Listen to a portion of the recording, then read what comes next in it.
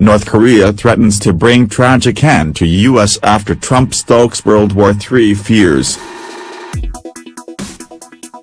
Pyongyang vowed not to stand by while makes harsh statements against the regime after the U.S. president threatened to totally destroy North Korea. Last week Trump used his UN speech to warn that the United States would defend itself and its allies. He said, "If it is forced to defend ourselves or our allies, we will have no choice but to totally destroy." The United Nations speech also outlined the most serious round of sanctions against the North Korean regime yet. Now the rogue state have claimed they will seriously review taking the strongest ever response measure after the president's speech and a controversial show of strength from the U.S. military. U.S. bombers flew closer to North Korea than any other American jet has in the 21st century while flying over international waters on Saturday, the Pentagon said. Pentagon spokeswoman Dana White said, "This mission is a demonstration of U.S. resolve and a clear message that the president has many military options to defeat any threat.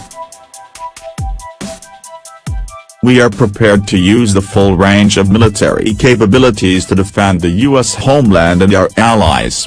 Tensions have intensified since Mr. Trump's speech in which he labeled Mr. Jong-un "Rocket Man."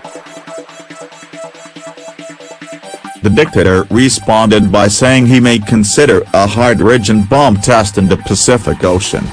Mr. Trump then appeared to threaten regime change in the isolated communist country when he said Kim Jong-un would not be around much longer.